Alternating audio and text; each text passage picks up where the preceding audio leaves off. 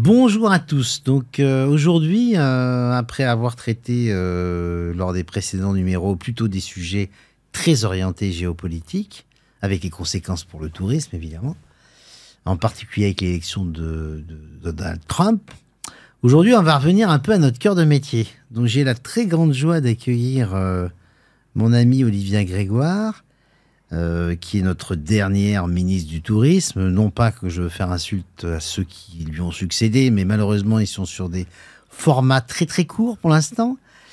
Donc Olivia, bonjour et merci d'être là. Alors, on va attaquer directement le sujet. Déjà, quand on a été ministre de la République, qu'est-ce qu'on en a tiré à titre personnel, au-delà du sujet de fond dont on va parler après, de bien et de moins bien? Participer au Conseil des ministres, aller à l'Élysée, tout ça paraît fantastique, très fascinant. Et au final, après le parcours que vous avez fait, en ayant eu plusieurs casquettes ministérielles, qu'est-ce que vous en avez tiré? Merci déjà Jean-François Rial pour l'invitation. Je suis très honoré d'être là et ravi d'échanger avec vous. Comme toujours, ça dépend, pour vous répondre, de là où on part.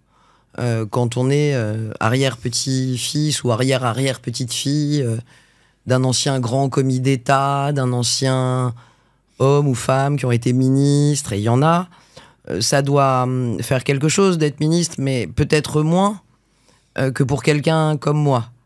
Moi, j'ai l'immense chance d'être la petite fille d'une femme notamment qui s'appelait Jeanne Yvonne, qui était ma grand-mère bretonne, qui à 14 ans a quitté sa Bretagne, le Finistère Nord, Morlaix, pour aller travailler chez les bourgeoises de Paris à la fin des années 20 et pour faire des ménages chez les bourgeoises du boulevard Haussmann, et qui, par la force du travail, elle a d'ailleurs travaillé jusqu'à 74 ans, m'a appris que même si on partait de loin, même si, comme elle, et j'en aurai toujours le souvenir en moi, on ne sait ni lire ni écrire, parce qu'elle ne savait pas, on peut finir à 74 ans comme elle, chef de cabine d'une très grande maison de couture française.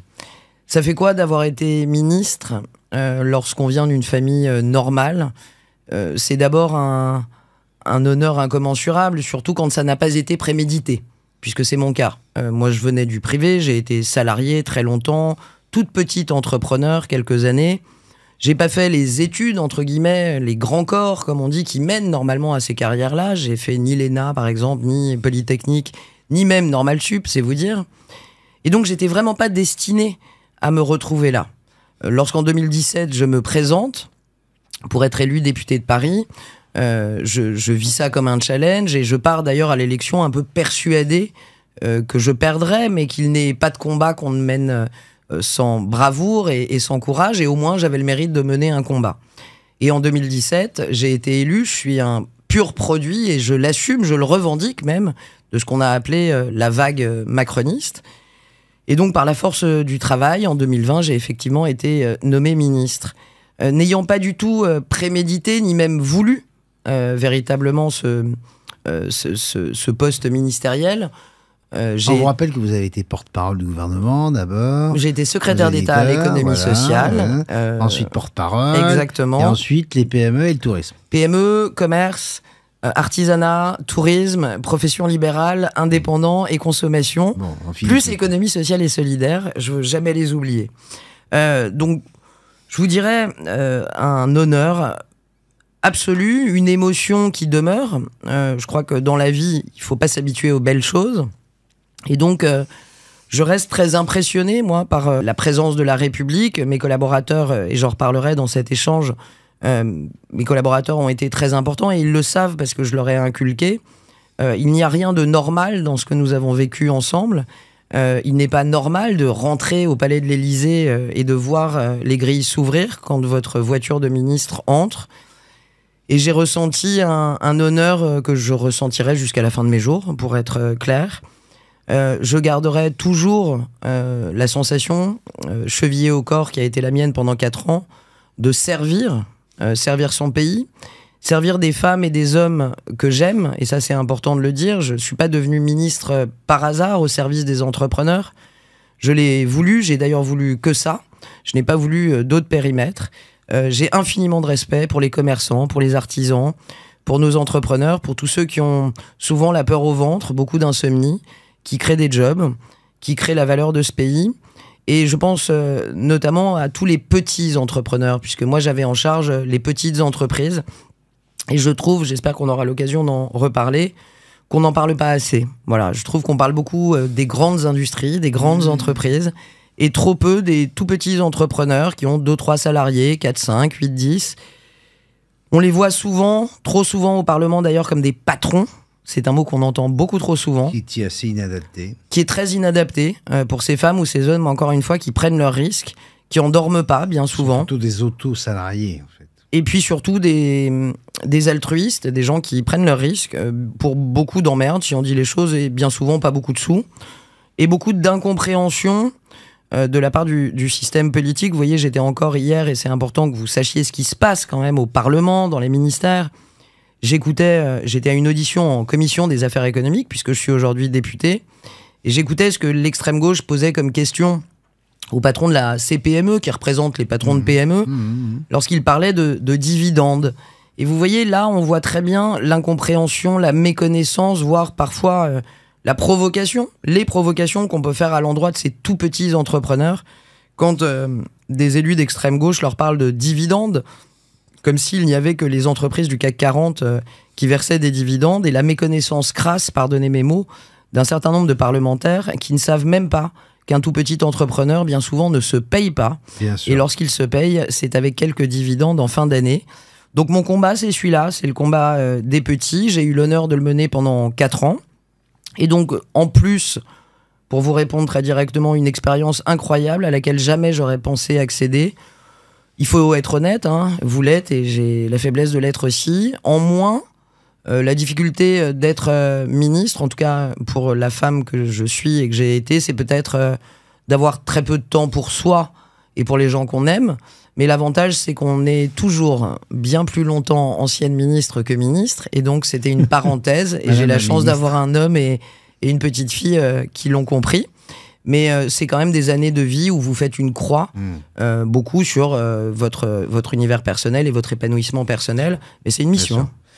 Alors, Olivia, merci de tout ce témoignage qui est fort intéressant, parce que pour avoir vécu auprès de vous quand vous étiez ministre, j'ai bien vu à quel point vous étiez investi et que vous travailliez beaucoup.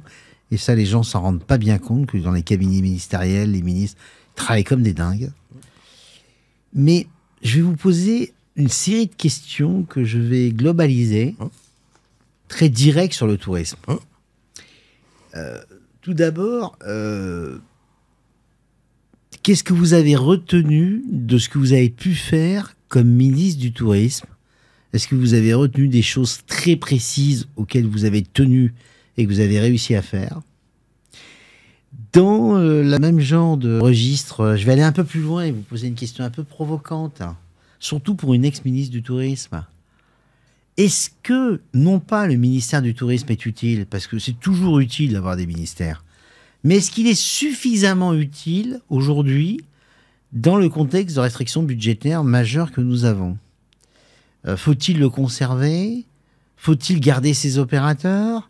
Faut-il fusionner l'opérateur français avec l'Office du tourisme que j'ai présidé de Paris et le CRT Île-de-France, parce que j'ai la conviction qu'on ne peut pas communiquer sur la France sans communiquer sur Paris, et que finalement, cette loi de décentralisation de la compétence universelle a augmenté les coûts en rendant assez peu les choses efficaces.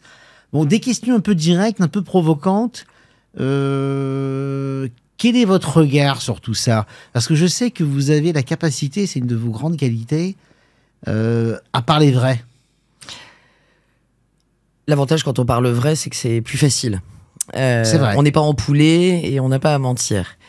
Et comme disait Oscar Wilde, je suis comme ça, je suis moi-même, les autres sont déjà pris. Donc la mauvaise nouvelle, c'est que je ne pense pas changer. Il y a plein de questions dans votre question, donc je vais essayer de les prendre une à une. Est-ce que, modestement, il y a des choses que j'ai réussies? Peu, mais il y en a une ou deux. Mais il faut être honnête, il y en a aussi que j'ai loupé. Moi, je dirais, à chaud comme ça, une des choses, je pense, à laquelle au moins j'ai contribué fortement, c'est à faire entendre, notamment au sein de l'État, parce que je pense que c'est ça l'enjeu, que le tourisme était une activité économique à part entière. Pardonnez-moi et que ceux qui nous entendent ne se méprennent pas, moi j'en suis intimement convaincu. On est à 8% du PIB, on est à 2 millions d'emplois directs et indirects, on est enfin à plus de 100 millions de visiteurs, on est leader mondial, première destination mondiale, et on a au cœur du tourisme, par exemple, le secteur des cafés, de l'hôtellerie, de la restauration, qui porte à peu près 120 milliards d'euros de chiffre d'affaires. Et vous voyez, c'est 3 fois le chiffre d'affaires du nucléaire et 2 fois le chiffre d'affaires de l'aéronautique. Et pourtant, puisque je dis que la vérité, je vais vous faire une confidence.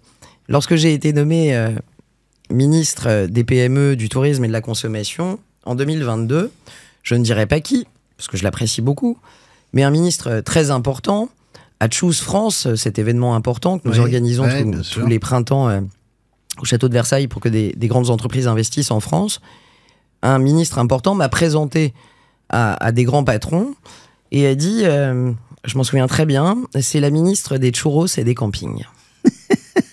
Je le partage avec vous, sans citer la source, et je le partage parce que, au-delà du mot qui peut être drôle, en vrai c'est assez tragique. Ça témoigne assez bien de la façon dont le tourisme est considéré au sein de l'arsenal de l'État, par d'autres ministères qui estiment avoir des portefeuilles bien plus importants. On a le sentiment, quand on devient ministre du Tourisme, en tout cas c'est le sentiment que j'ai eu, que c'était un peu, comme on disait avant, une danseuse. On est perçu comme des saltimbanques. Oui, Mais en même temps, Olivia, est-ce qu'on ne peut pas avoir une activité économique, le tourisme, extrêmement importante, peut-être que vous l'avez très bien décrit, et en même temps, ne pas forcément avoir besoin d'un ministre ou d'un ministère, sachant que je vais me faire insulter par mes confrères, parce que ou l'écosystème, parce que dans tout écosystème industriel, on va avoir son ministre, on va absolument avoir son ministre, etc. Mais est-ce que dans notre métier, on a besoin d'autant de régaliens? C'est ça la question. Alors, ou pas? Ou peut-être que oui d'ailleurs. A posteriori, je pense que oui. Ouais. Et moi, je suis plutôt, enfin, je vais même très. Je suis une femme libérale, progressiste, et moins il y a d'État, et mieux je me porte. La réalité, c'est que je pense que le ministère du Tourisme a plusieurs atouts, attributs qui me semblent indispensables à l'écosystème. Le premier, c'est lié à l'écosystème touristique, c'est que l'écosystème touristique, il est extrêmement fragmenté, éclaté. Vous avez les audioguides conférenciers, vous avez les hôteliers, vous avez les spécialistes de l'onotourisme, vous avez les sports, vous avez... Bon. Et dès 2022, je me suis rendu compte en fait de l'immense diversité de cet écosystème touristique, dont les priorités, les attendus peuvent varier en fonction de leur fonction. Et donc, en 2022, j'ai relancé quelque chose qui avait été mis à mal pendant le Covid, et que mon prédécesseur, d'ailleurs Jean-Baptiste Lemoyne, avait d'ailleurs beaucoup renforcé, qui s'appelle le comité de filière. Le tourisme, c'est une filière économique, avec beaucoup d'acteurs très différents.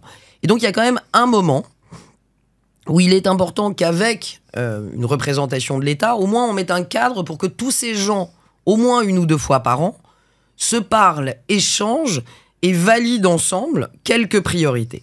Donc, moi je crois qu'on a encore besoin d'un ministère du tourisme. Je suis d'accord avec vous, et ça m'a d'ailleurs beaucoup frappé quand j'étais ministre. Je comprends pas bien parfois certains combats très corporatistes de si on n'a pas notre nom dans le ministère, c'est qu'on n'existe pas, etc. Vous voyez, j'ai entendu beaucoup de gens se réjouir qu'il y ait enfin un ministre plein du tourisme versus une ministre déléguée que j'étais. Vous voyez, ça, je suis pas sûr que ça change la donne d'avoir un ministre plein versus un ministre délégué. Je pense que ça fait plaisir à l'écosystème, et c'est toujours bien de se faire plaisir. Mais ça n'a pas changé la donne. Vous voyez, on n'a pas plus de budget parce qu'on a un ministre plein. Mais Olivia, on a même possiblement moins de budget parce qu'on est un ministre plein. Je vais vous challenger un peu. Moi, je comprends ce besoin de filière et de coordination et de se voir 1 fois par an. Mais vous avez en France 30 activités économiques, 40 activités économiques. Bon. Ces activités économiques n'ont pas tous un ministère. Non, mais puisque vous me challengez, je vais vous challenger. L'immense majorité de ces secteurs économiques, de ces filières, ont, c'est important que les auditeurs le sachent, un comité de filière. Un comité stratégique de filière. Alors justement, j'y viens. C'est-à-dire que moi, je trouve que votre proposition de comité de filière, elle est excellente. Mais je vois pas pourquoi on aurait besoin d'un ministère du tourisme pour faire ce comité de filière. C'est-à-dire que, en clair, le ministère de l'économie et des finances, qui chapeaute tout ça, pourrait avoir pour tous les secteurs des comités de filière, avec des hauts fonctionnaires brillants, stables dans le temps d'ailleurs, qui subissent pas le changement permanent des ministres, parce qu'un changement permanent de ministre pour un secteur, c'est pas très bon. Sûr. Et donc, si on doit avoir un ministère du tourisme, peut-être que on a besoin d'avoir des spécificités type celle de la communication internationale, dont on a souvent parlé. Ouais. Mais dans ce cas-là, on n'a pas les bons outils, quoi, parce qu'on voit bien qu'avec les outils qu'on a répartis sur tout le territoire, on vient de l'évoquer, on n'est pas efficace, quoi. Que les outils soient fragmentés et trop répartis, on va y revenir. Vous parlez de la compétence, partagée entre guillemets, depuis la loi NOTRe que vous avez mentionnée.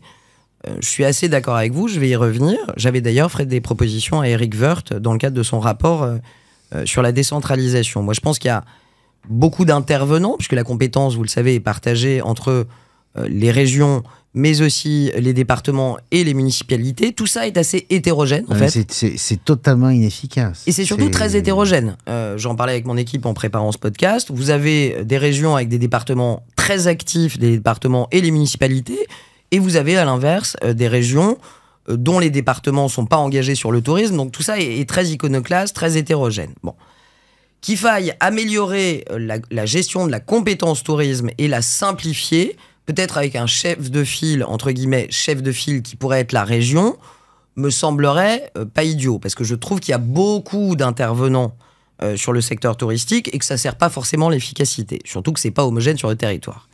Mais je reviens au sujet du ministre du Tourisme, et moi je fais plutôt partie de ceux qui pensent, encore une fois, qu'il y a souvent trop d'États, trop de ministres, trop de dépenses. Prenons les Jeux Olympiques. Vous allez me dire c'était exceptionnel, mais de l'exceptionnel, on en a souvent quand on est leader mondial du tourisme. Il y a aussi un enjeu d'incarnation. Moi j'ai été dans plusieurs grands pays du monde, de la Mandchourie aux États-Unis, de l'Italie à l'Espagne. J'ai fait des médias dans le monde entier pendant 18 mois. Pour rendre nos Jeux Olympiques et Paralympiques attractifs. Entre nous, c'est peut-être pas stratégique, mais c'était bien utile d'avoir une femme capable de parler, aussi bien aux Orientaux qu'aux Norvégiens, de la qualité de l'accueil de la France, de ce qui allait s'y passer, etc. Donc au moins, ça permet d'avoir une identification, un porte-parole, un porte-voix de tout cet écosystème touristique qui est hyper puissant, avec en plus les chefs d'entreprise qui ont pris leur part aussi pour aller promouvoir l'attractivité touristique de la France. Donc je maintiens que le ministère du Tourisme est indispensable, et je maintiens au même titre qu'il faut simplifier la gouvernance, qu'on a trop d'intervenants et que c'est trop hétérogène. Il y a un deuxième point pour lequel il me semble que le ministre est indispensable. J'ai vu beaucoup, comme on dit, d'écosystèmes, puisque j'avais en charge toute l'économie de proximité, pour dire les choses simplement. Je crois que le tourisme, j'en suis même sûr, fait partie des écosystèmes que j'ai eu l'honneur de représenter qui a le plus grand nombre de défis devant lui. La décarbonation, c'est pas à vous que je vais l'apprendre. On entend beaucoup parler du tourisme durable. Vous voyez, ça a fait partie de mes énervements pendant 2 ans. Avec beaucoup de déclarations, c'est très joli sur les plaquettes. Pour un tourisme durable, France 2030, tout le monde est content, ça fait des beaux dossiers de presse. Et puis après, on va parler de la pratique, parce que vous êtes un homme qui avait les pieds sur terre. Quand on va dans un hôtel, aujourd'hui en France, on a un très joli petit papier dans la salle de bain qui vous dit oh, de grâce, évitez de jeter vos serviettes tous les jours par terre, essayez de les préserver quelques jours, et si vous les mettez par terre, ça voudra dire qu'il faudra les laver. Voilà peu ou prou où on en est. Pardon pour ceux qui en ont fait un core business du tourisme durable, mais dans 90% des hôtels de France. C'est pas au niveau de la marche, et bien sûr je parle pas de votre entreprise qui en matière de compensation est exemplaire. C'est pas au niveau de la marche qui est devant nous. On a aujourd'hui, moi je l'ai vu avec la montagne avec laquelle j'ai beaucoup travaillé, avec les acteurs de la montagne, le changement climatique, le bouleversement climatique n'est pas un mythe. La problématique de l'enneigement, très tôt, dans les moyennes montagnes, dans les basses vallées, c'est aujourd'hui une réalité qui met en risque un certain nombre de nos vallées des Pyrénées à la Savoie, du Jura à d'autres montagnes de moyenne montagne. Et donc, quand on a devant nous des défis qui sont des défis structurels, avec un impact économique immense, on parle ici de dizaines de milliers de travailleurs, de salariés dans ces vallées, je trouve que c'est pas anodin ni même inutile qu'il y ait peut-être l'État, on l'a vu avec le plan qu'avait lancé Jean Castex à l'époque en sortie du Covid sur Destination France. Moi, je me souviens de mes déplacements à Chamonix, je me souviens de mes déplacements en Savoie. Quand il faut faire pivoter une offre touristique qui était full ski vers de la randonnée, vers de la découverte de la faune, de la flore, il faut bien financer des infrastructures. Et donc, il faut bien qu'il y ait un ministre pour aller se battre en réunion interministérielle, dire il faut des sous pour accompagner la transition de la montagne. Vous voyez, quand je vais dans l'Ouest et que je vois la problématique du trait de côte, il faut bien qu'il y ait des ministres du tourisme, main dans la main avec les ministres du logement, pour savoir ce qu'on dit à nos concitoyens dans 5 ans, dans 10 ans, dont la maison va disparaître ou va être ensablée. Et donc, il y a toute une problématique infrastructurelle liée au tourisme durable notamment, qu'il est indispensable qu'un ministre prenne en main pour pouvoir aller chercher, parfois quand c'est nécessaire, des financements d'État. Ça n'empêche en rien d'autres types de financements. Mais, vous savez, la politique, moi c'est pour ça que j'aime ça, c'est de l'humain avant tout. C'est pas quelque chose qui flotte, la politique. La réalité, c'est que la nature a horreur du vide en politique aussi. Donc si vous n'avez pas un bonhomme ou une bonne femme, pour aller vite, au sein d'un gouvernement qui va casser les pieds du Premier ministre jusqu'au président de la République pour dire faut financer la transition dans la moyenne montagne et la basse montagne, il faut accompagner et financer des coins de France, le Mont-Saint-Michel, Marseille par exemple, qui sont en train de ployer sous le poids du surtourisme, qui voient leurs calanques décimées, qui voient les plages dégoûtantes, qui voient la flore, la faune disparaître. Moi, je crois qu'on touche à l'intérêt général, là. Exact. Et donc, je crois qu'il est important qu'il y ait un ministre du tourisme. Je vous l'ai dit, délégué, pas délégué, pour moi, franchement, c'est des débats picrocolins, ça. Mais en revanche, il faut bien que quelqu'un s'en charge, parce que le cas échéant, on laisse cette problématique uniquement au privé, ce qui, dans l'absolu, n'est pas un drame.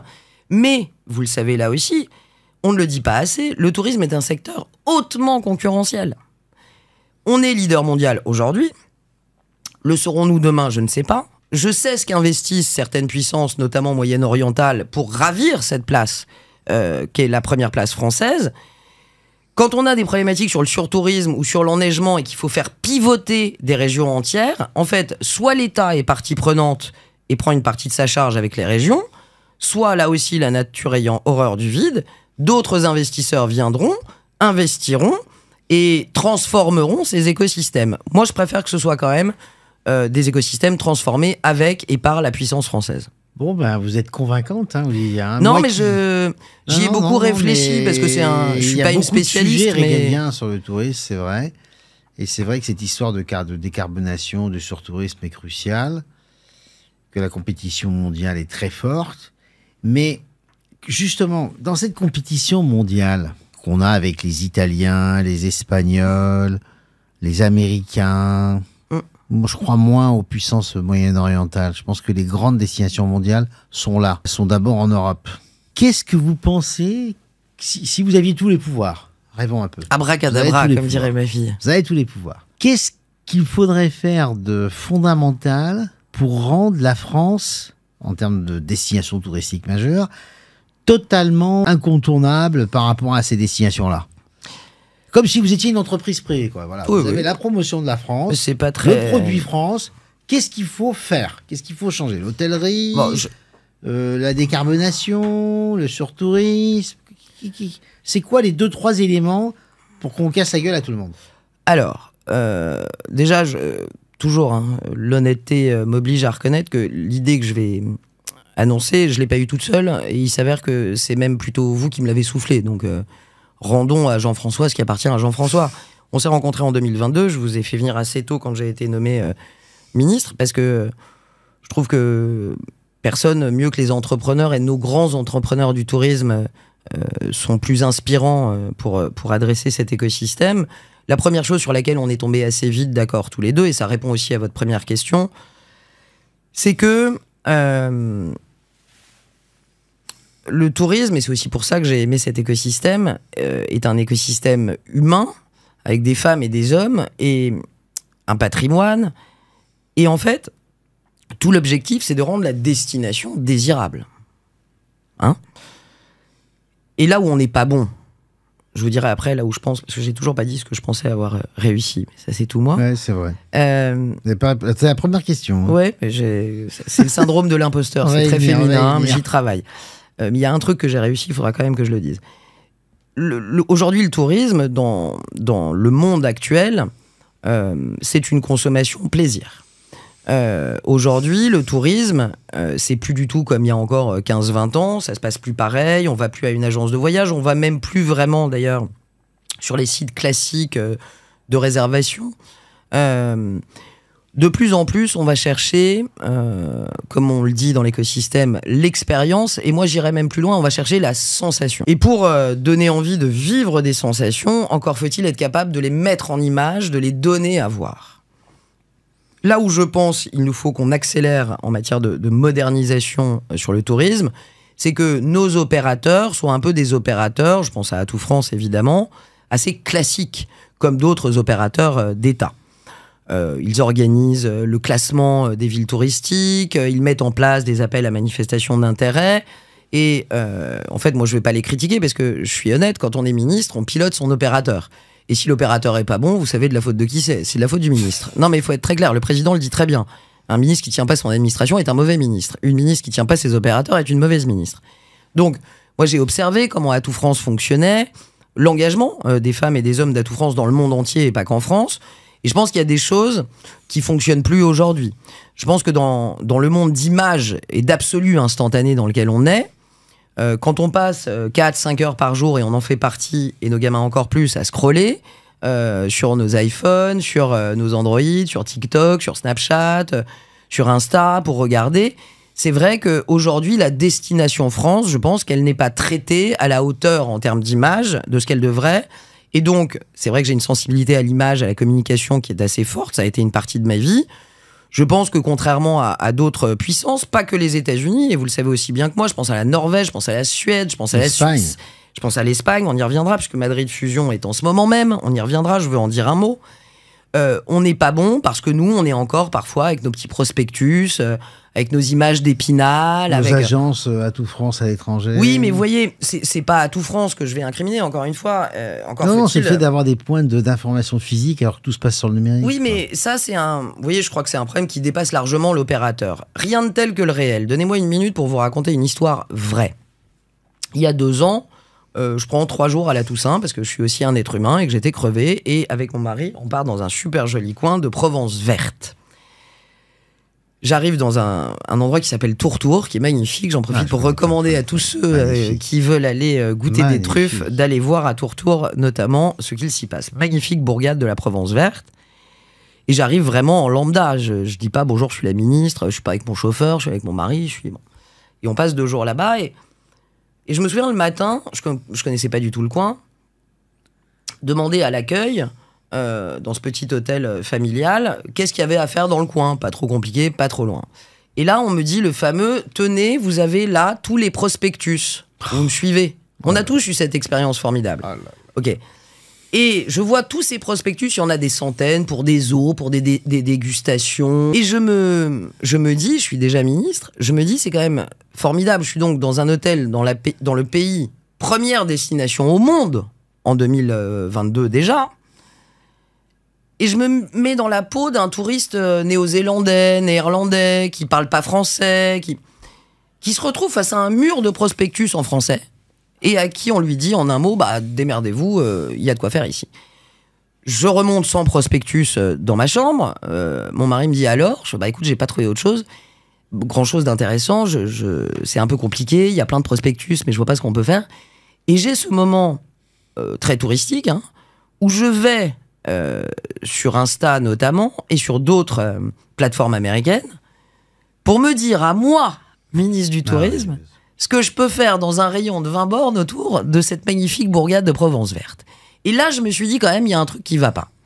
Donc, ce que je veux dire, c'est que c'est pas tel... Vous voyez, les prospectus, c'est pas de la faute d'Atout France. C'est aussi un état d'esprit. C'est un état d'esprit. C'est pas du tout la faute d'Atout France, c'est de la responsabilité. Là, je vais pas me faire encore des grands copains, mais Normalement, je ne suis pas censé donner mon avis dans ce podcast, mais plutôt interroger. Mais là, je vais le donner, tant pis. C'est toute la filière touristique qui est comme ça. Oui. Du réceptif à l'agent de voyage, à l'office du tourisme, qui ne peut pas s'empêcher de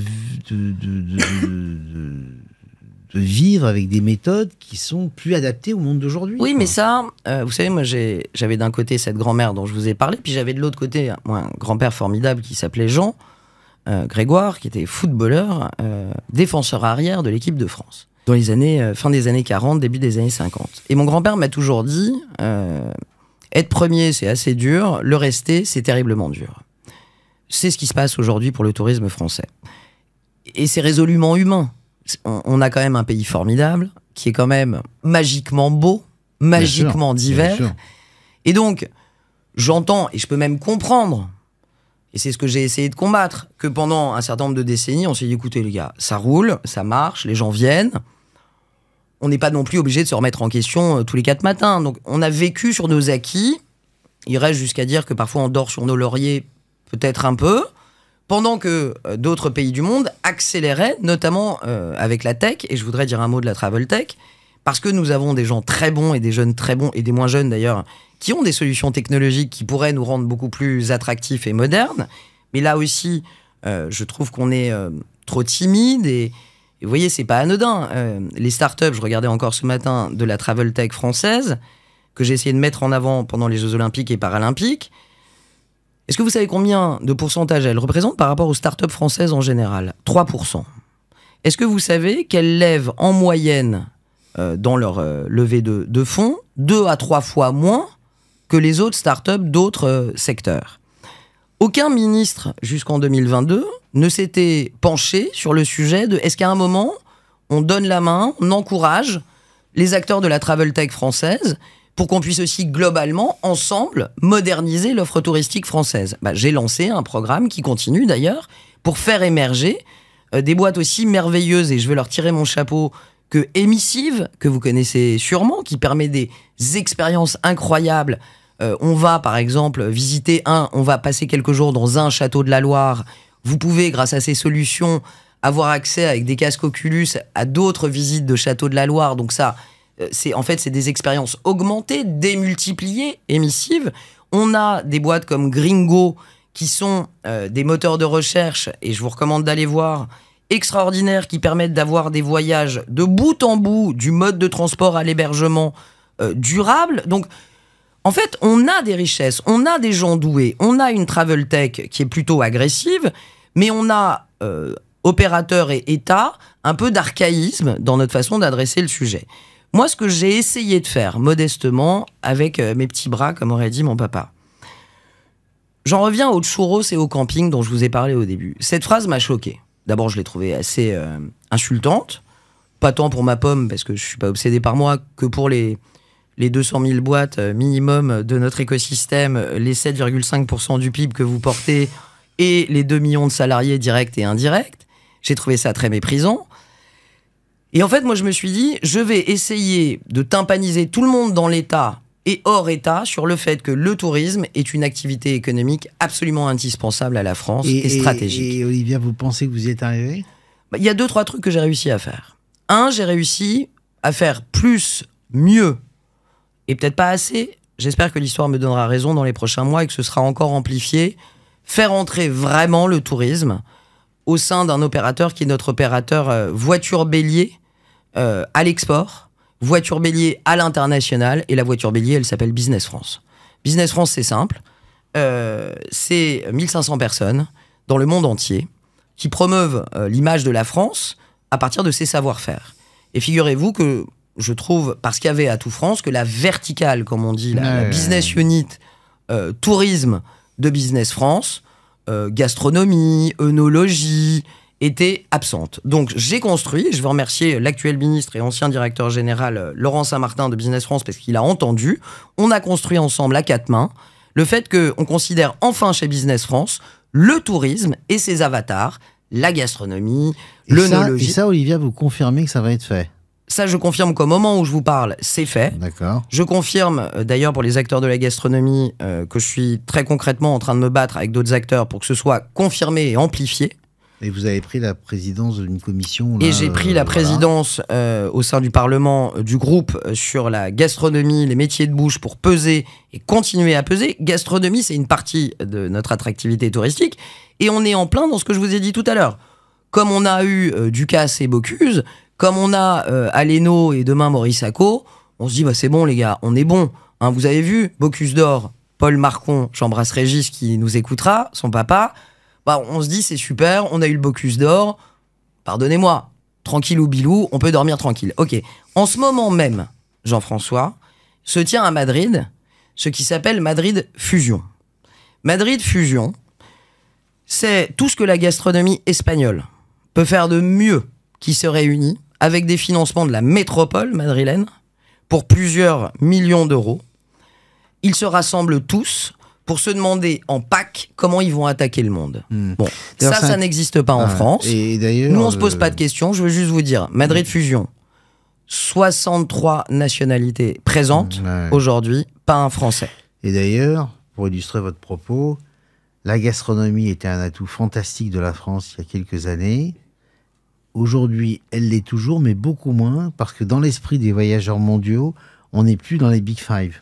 C'est un paradoxe, hein, mais notre côté un peu tradi, gastro, ennuie de plus en plus le voyageur international, et il préfère, pour faire très simple, la street food de très grande qualité. Rien de mieux que le réel. Rien de mieux que le réel. Il n'y a plus depuis plusieurs années un 3 étoiles nommé à New York. Il y a quelques mois, un restaurant a obtenu 3 étoiles Michelin à New York. Et ce sont des Coréens. Bah oui. Il n'est aucun avantage compétitif en business qui ne soit jamais remis en question. Bien sûr. Et notre avantage compétitif en matière touristique, il sera remis en question. Et donc, il faut qu'on se questionne et qu'on considère aussi, dans l'univers de l'État, beaucoup plus sérieusement l'apport du tourisme. Ça a été un de mes gros combats, notamment avec le Quai d'Orsay aussi. Vous savez, on se gargarise beaucoup avec le soft power. C'est quelque chose qui fait très chic dans les dîners mondains. Bon. Que le tourisme serait du soft power. Mais en réalité, quand vous voyagez, ce que d'ailleurs les politiques français font pas assez, quand vous voyagez, je l'ai dit il n'y a pas longtemps encore au président de la République, quand vous arrivez à New York ou à Shanghai, c'est pas forcément de nos marques de voitures, pardonnez-moi, dont on nous parle en premier. C'est de nos grands restaurants, c'est de nos destinations de dingue, c'est de nos grands vins de Bourgogne ou de Bordeaux, c'est de ce savoir-vivre à la française. C'est notre plus bel attribut compétitif aujourd'hui. Et on s'endort parfois un peu trop entre nous, en se rassurant comme on peut, souvent, quand on est un peu en repli, en se disant bah c'est bon, on a eu un Bocuse, on est bon.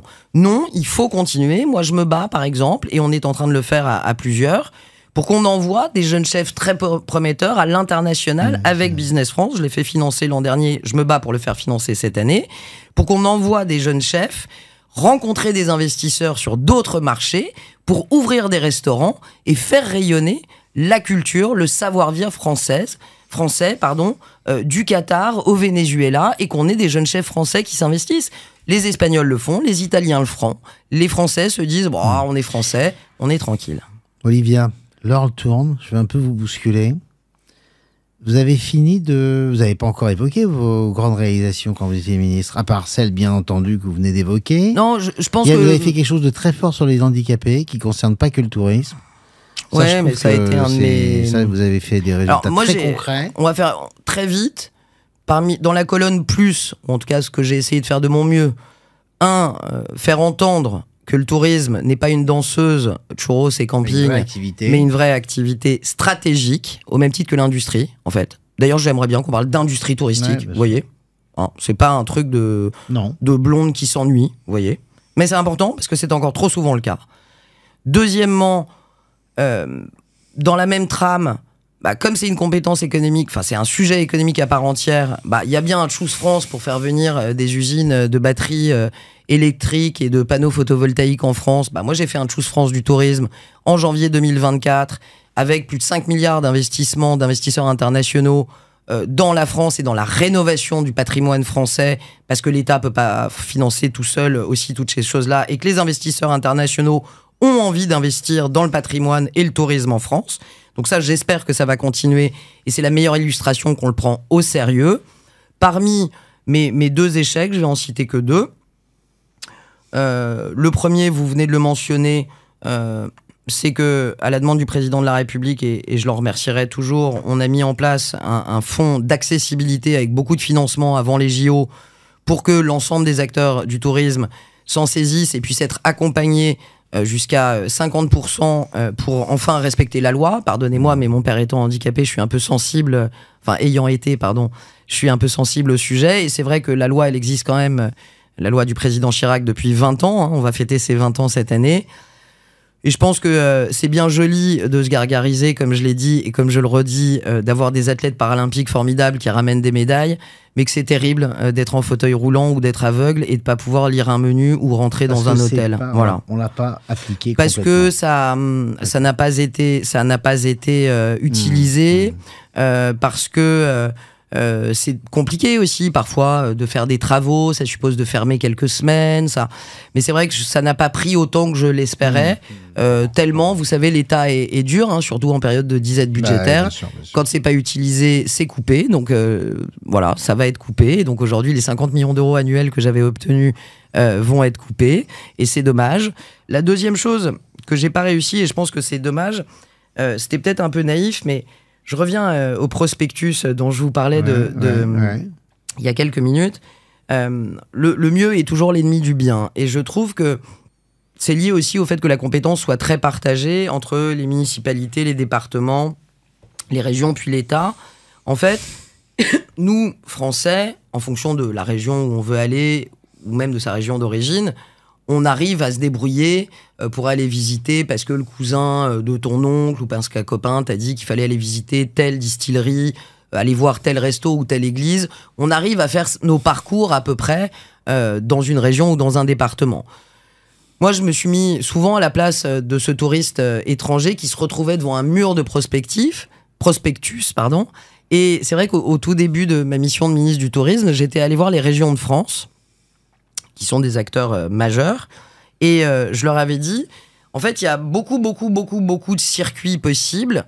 Et donc, le mieux étant l'ennemi du bien, il pourrait être peut-être chouette de se dire, allez, on fait 3-4 circuits par région, ce qui n'empêche en rien les gens de sortir des sentiers proposés. On en avait discuté d'ailleurs. Et donc, je voulais faire une sorte de 3 parcours types. Un plutôt gastro, art de vivre et tout. Un plutôt sportif. Un plutôt green, faune, flore, vélo, etc.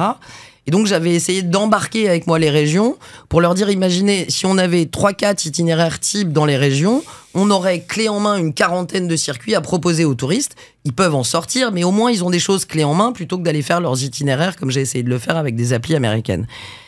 J'ai parlé un peu dans le désert. C'est aussi parce que le tourisme fait l'objet de beaucoup de compétitions entre nos régions, et c'est plutôt bien. C'est aussi une compétition saine, mais ça n'a pas été suivi. Et aujourd'hui, il n'y a pas vraiment... Mais ça, vous voyez, Olivia, vous auriez pu le faire par Atout France, sans vous occuper des régions. Moi, ce qui m'a rassuré, je vais vous dire, et je veux lui rendre un hommage, surtout qu'elle se fait beaucoup cartonner en ce moment pour son courage, la seule que je n'ai pas eu besoin de convaincre, parce qu'elle l'avait déjà fait, c'est la présidente de la région des Pays de la Loire, c'est Christelle Morancet, qui est un modèle en matière de circuit, et d'ailleurs un modèle en matière de cyclotourisme. Et donc elle a bâti des itinéraires un peu clés en main pour tous les touristes du monde entier qui viennent. Elle l'explique très bien, elle en parle beaucoup, et elle l'avait fait dans sa région. Et c'est vrai que je trouve un peu dommage, vous voyez, qu'on n'ait pas eu une dynamique nationale comme ça en amont des JO qui aurait permis quand même d'accompagner un peu mieux nos touristes. Olivia, je vais parler à la citoyenne pour finir. L'heure tourne, mais j'ai quand même 2 questions auxquelles je tiens. Je ne vais pas parler à la femme politique, je vais parler à la citoyenne. Et c'est 2 sujets qui sont majeurs pour les entreprises françaises touristiques. La première question, c'est comment vous voyez, avec l'élection du président Trump et toutes les conséquences que cela peut générer, et que ça commence à générer, comment vous voyez l'évolution des relations internationales ? Est-ce que vous pensez qu'on est dans une situation où les populismes mondiaux vont continuer de croître ? sans tomber dans la comparaison caricaturale des années 30, parce que moi j'y crois personnellement pas du tout, mais en tout cas être dans une ambiance nationaliste, protectionniste, virile, agressive, ou est-ce qu'au contraire, cette élection et ces excès va provoquer la réaction des éclairés, paradoxalement, c'est-à-dire retrouver sous quelques années des relations internationales plus intelligentes, plus apaisées, trouver des solutions aux conflits actuels qu'on connaît tous. Quel est votre regard? Vous pensez qu'on va vers du plus sombre ou vers du plus clair? J'ai fait plus d'histoire que d'économie. Et sans faire de comparaison, parce que j'y crois pas non plus avec les années 30, je pense que l'histoire contemporaine est aussi bien souvent une histoire de balancier. Et je pense que ce qui arrive aujourd'hui, aux États-Unis, mais pas uniquement, en Pologne, en Italie, est aussi le retour de balancier d'une époque trop marchande, très mondialisée, très ouverte, assez, pour pas dire très dérégulée. Et donc, quand on a fait de l'histoire, on sait qu'il y a le temps immédiat et le temps un peu plus long. Et donc, je pense que, enfin, en tout cas, mon analyse, elle est un peu entre les deux. C'est-à-dire que je pense qu'à court terme, moyen terme, ça va se durcir et ça va possiblement se refermer. On le voit bien d'ailleurs dans le débat public. Oui, moi je suis né dans les années 80. On est né européen quand on est né dans les années 80. Qu'on nous reparle de remettre des polices aux frontières, c'est des débats, je présage pas de l'atterrissage, mais c'est des débats qu'en 2000, on n'entendait plus. Bon. Donc je pense qu'on est dans un retour de balancier, après beaucoup d'ouverture, plutôt vers de la fermeture. En cela, je pense d'ailleurs que le tourisme est une espérance, puisque le tourisme est ouverture. Le tourisme est altérité. Donc, je pense qu'on va, à court terme, moyen terme, plutôt vers des moments difficiles et vers de la fermeture. Pour autant, je pense que l'Europe n'a pas encore dit son dernier mot. Je pense qu'on est très dur, en général, contre l'Europe et en particulier, nous, Français, contre la France. Et je pense que ce qui a été gagné, notamment auprès des plus jeunes générations qui m'entourent, moi, je suis plus entouré de gens de 25-30 ans que de gens plus âgés que moi. Quand je les regarde, quand je les écoute, ils me donnent beaucoup d'espoir parce que ce qui a été gagné pendant ces années d'ouverture, c'est là. Donc je pense que l'ouverture d'esprit, le cosmopolitisme de cette nouvelle génération va permettre quand même de trouver des chemins dans cette phase de fermeture qui est devant nous. Mais je suis, à court terme, relativement inquiète et je suis aussi désolée. Je suis d'ailleurs en train d'y travailler. Parce que quand on a essayé de faire pendant 4 ans des choses comme ministre, on a une sorte de carnet d'étonnement, comme on dit joliment, et des choses qui ont marché et des choses qu'on n'a pas réussi à faire. Alors, parfois, on n'a pas réussi à cause de soi, bien sûr, mais parfois, c'est aussi un peu, pas à cause des autres, mais à cause de la situation. Moi, je suis, et le tourisme en est un bel avatar, halluciné du manque d'anticipation dans notre pays. Donc, je suis en train d'écrire très concrètement sur 6-7 défis sur ce sujet. Ça fait longtemps que je m'intéresse à la politique en général, bien avant d'en faire. Et vous voyez, quand j'ai commencé à 20 ans à m'intéresser à la chose publique, 18 ans, 20 ans, pour certains débats, il y avait déjà des débats qu'on n'a toujours pas résolus aujourd'hui. Quand j'entends, par exemple, sur les retraites ou sur l'école ou la santé, un certain nombre de choses aujourd'hui en 2025... Je me dis, j'ai l'impression que j'ai dormi pendant 20 ans et que je me réveille et qu'on est avec en Premier ministre, et je l'aime beaucoup, Jean-Pierre Raffarin, qui est un chantre du tourisme. Alors c'est super, sauf qu'on est en 2025. Et vous voyez, on a parlé de tourisme durable, on a parlé de travel tech, on n'a pas parlé, mais je veux quand même le dire, des mutations structurelles au cœur du tourisme, notamment post-Covid. On part plus comme il y a 5 ans. On part plus souvent, on part moins loin, on part moins longtemps. On consomme le tourisme différemment. En tout cas, les Français consomment le tourisme différemment qu'il y a encore 5 ou 10 ans. Et donc, je me dis, ces changements, ils vont impacter fortement l'économie touristique. Et plus largement, tous ces changements vont impacter notre économie. Et moi, j'ai été frappé, et donc j'essaye de l'illustrer en tant que femme politique et aussi en tant que citoyenne. J'ai passé beaucoup plus de temps comme salarié et comme entrepreneur. Quand vous allez à un entretien de recrutement et que vous êtes un salarié, on vous dit, vous voyez où dans 5 ou 10 ans? Quand vous avez une PME et que vous allez voir votre banquier ou votre investisseur, on vous dit, elle est où votre boîte dans 10 ans, dans 20 ans? Et quand on parle de quelle est la prospective de l'État français, on nous parle de France 2030. France 2030, c'est presque hier. Ben oui. Et moi, j'ai envie de dire et d'ouvrir au moins ce champ, de dire, on sait que ces défis, ils sont là. On sait qu'on a les femmes, les hommes, les outils, les intelligences pour y répondre. Qu'est-ce qu'on attend pour accélérer? Qu'est-ce qui explique, Olivier, c'est très intéressant ce que vous décrivez. Alors, Paul Valéry avait une Qu'est-ce qui très jolie explique expression. cette inertie? Parce que je pense qu'il y a pas mal de ces anticipations qui ont été clairement identifiées. Pas toutes, mais certaines. Mais on ne fait pas. Donc vous avez été au cœur du système La politique. transition écologique est un méta-exemple. Oui. Les retraites. Les retraites, la dépendance, le vieillissement. C'est formidable. Vous imaginez? Moi, j'ai commencé, on me disait, on a 3 actifs pour un retraité. Et après, on m'a dit, oh, vous vous rendez, c'est grave, il y a 2 actifs pour un retraité. Puis aujourd'hui, on est à 1 actif pour un retraité. Et puis dans 10 ans, on va me dire, oh, c'est vachement grave, il y a 0 actif pour un retraité.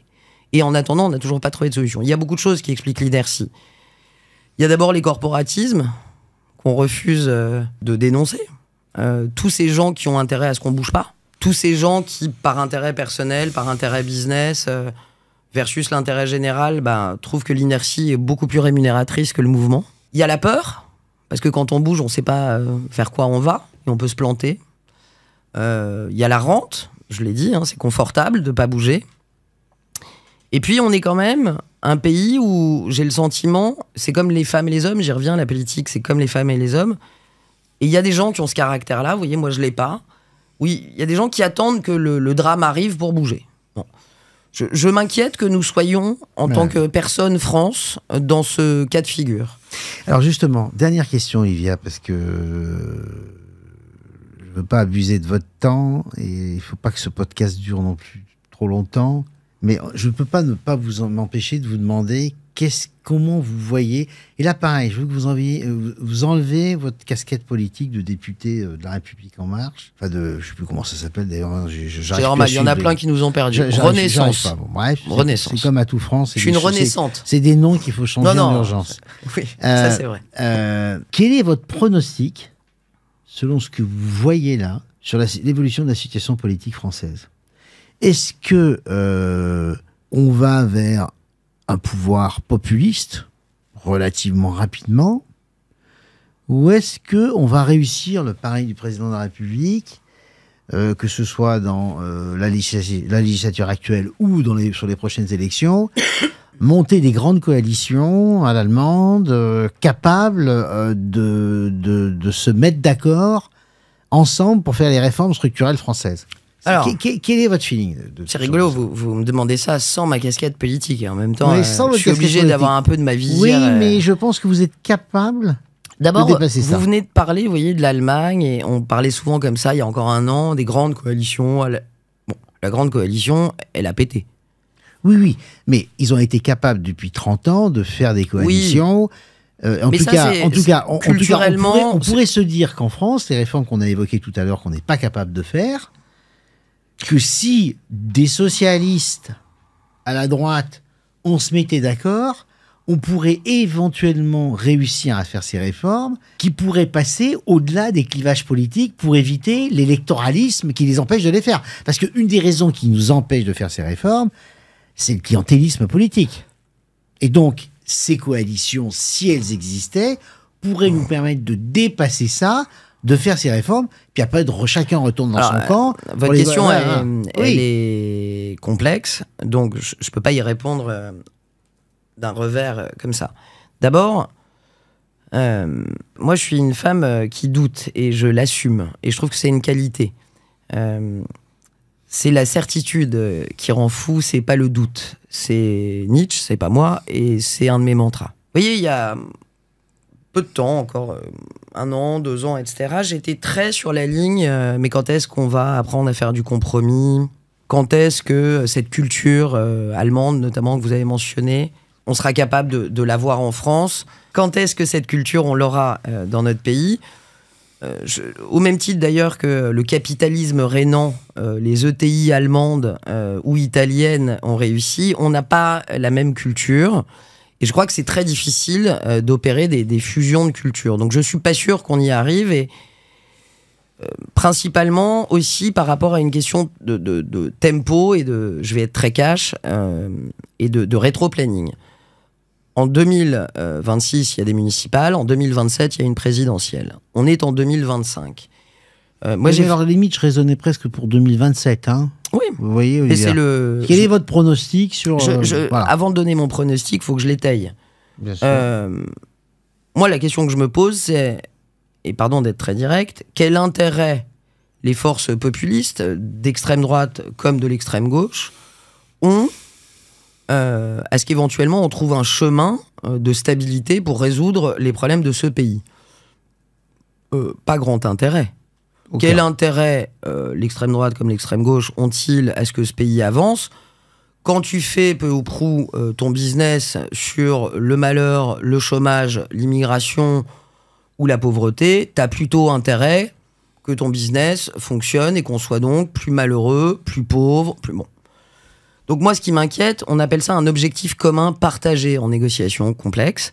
Quand vous faites une négociation avec des syndicats, avec un opposant, faut au moins avoir ce qu'on appelle un OCP, un objectif commun partagé, qui pourrait être l'intérêt général ou le bien-être des Français. Je passe du temps au Parlement, c'est pas ce que je vois aujourd'hui. Donc moi, je suis assez inquiète, pour pas dire très inquiète, parce que à court terme, l'objectif, il est pas commun, il est pas partagé. Vous avez au centre tout un tas de gens, je mets des républicains jusqu'à des socialistes, qui sont plutôt dans l'optique de faire avancer le pays et de trouver des voies de passage. Et puis vous avez quand même 11 millions de gens qui ont donné leur voix au Rassemblement national et qui ont élu en légitimité plus d'une centaine de députés, premier groupe parlementaire aujourd'hui au sein de l'Assemblée. Vous avez une extrême gauche extrêmement puissante et vocale au Parlement, et techniquement assez douée, il faut dire les choses, depuis maintenant des années qu'ils sont au Parlement. Et donc, tant que les extrêmes auront plus d'intérêt à bordéliser que le centre n'aura à faire passer des réformes, je pense qu'on n'est pas sorti de l'auberge. Donc je suis assez pessimiste. L'autre chose qui est assez politiquement incorrecte, mais quand on est député, on a retrouvé sa liberté de parole, donc je vais en utiliser. Quand je vois les défis qui nous attendent, alors on a parlé de quelques défis sociaux, mais je parle de notre jeunesse, je parle des mutations du travail, je parle de l'IA, Quand on voit l'ampleur des défis, qu'on multiplie par l'accélération en cours, chinoise et américaine, il m'arrive de me demander si le compromis est la meilleure des réponses.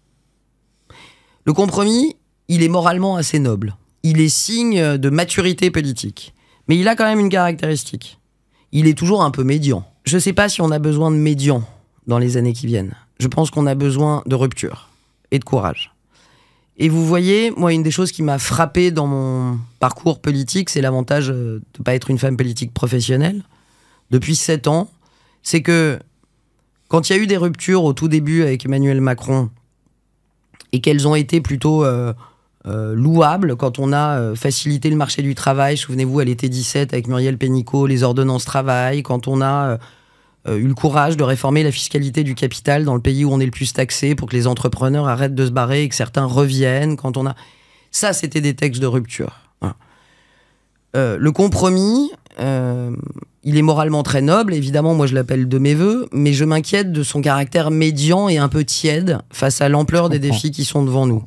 Donc, il m'arrive de le souhaiter pour la stabilité, mais si la stabilité c'est du tiède dans un moment où les autres accélèrent, quand vous voyez Trump qui signe je sais plus combien de décrets en quelques heures, ce qui interroge même nos militants d'ailleurs que je salue, et mes militants qui me disent pourquoi nous on prend pas des décrets comme ça, et je leur rappelle parce qu'ils l'avaient oublié que les ordonnances loi travail en 2017 elles sont passées en 2 mois, mais il faut dire aux gens pourquoi on a pu passer des ordonnances et pourquoi on peut plus les passer. Parce qu'à l'époque, quand vous étiez ministre et que vous étiez au banc et que vous faisiez voter ce qu'on appelle une habilitation à légiférer par ordonnance, le Parlement vous faisait confiance. Et qu'aujourd'hui, on n'arrive plus à avancer, même pour une proposition de loi, sur des sujets minimes. Et la dernière chose que je veux dire, c'est que, et toujours dans le champ du politiquement incorrect, ce qui me frappe depuis un an, enfin un peu moins, depuis la dissolution, c'est que la souveraineté du peuple, elle est totale. Le peuple a parlé, le peuple a voté. Et le peuple a choisi une assemblée tripartite, bigarrée. Bon. Et en fait, quand parfois je vois des citoyens, mais militants ou d'autres, ils disent « Ah, mais quel bordel, on peut rien décider de rien, mais ces gens au Parlement... » Mais pardon de mettre les pieds dans le plat, c'est pas Tata Yo-Yo qui a voté... Non, mais il faut le dire, si on veut que ça s'arrange dans ce pays, il va falloir qu'on se dise les choses. On a voté. Moi, quand je vois certains députés dont j'estime le niveau absolument terrifiant de médiocrité, je vais fermer ma bouche, il est aussi légitime que moi. Il a été élu parfois même avec plus de voix que moi. Qu'est-ce que ça dit de notre pays? Qu'est-ce que ça dit de la femme ou de l'homme qui a mis dans l'urne ce nom? Et donc, il va falloir qu'on résolve le sujet. Il n'y a pas d'un côté, et moi ça m'a beaucoup frappé, des politiques méchants et pourris. Enfin, moi, tous les jours, j'entends encore des horreurs. Et de l'autre, des gentils citoyens qui toujours votent parfaitement. Il y a aujourd'hui des choix qui ont été faits par les citoyens qui donnent cette assemblée extrêmement bigarrée et très difficile à faire avancer. Ils font qu'on réussisse à avancer ensemble. On arrive parfois à faire voter certains textes. Vous voyez, il y a quelques jours, lever les prescriptions sur les viols. Voilà, ça a été voté, peu importe les couleurs politiques, grâce à un texte de loi, comme on dit, transpartisan. Mais c'est pas comme ça, par des démarches transpartisanes, qu'on va y arriver sur les immenses défis dont on a parlé juste avant. Et donc, on a tous une responsabilité dans la situation actuelle. Je trouve qu'on ne le dit pas assez. Et je ne doute pas que je me ferai ardemment critiquer après ces propos. Mais je pense qu'il faut avoir le courage de se le dire. Merci Olivia, c'était passionnant. Vraiment, on pourrait passer des heures. Mon prochain invité sera Jean-Marc Jancovici. On va ferrailler sur l'écologie. Pour une fois, je ne vais pas uniquement être journaliste, questionneur, mais je vais être débatteur avec lui. Donc le débat va être serré entre planter des arbres de façon massive pour acheter du temps pour décarboner notre monde, ou alors retourner dans les grottes et je préfère l'option ne plus beaucoup voyager parce qu'il considère que physiquement on n'a pas le choix. Le débat sera intéressant. Merci à vous tous et merci encore Olivia. C'était génial de vous avoir. Merci. Au revoir.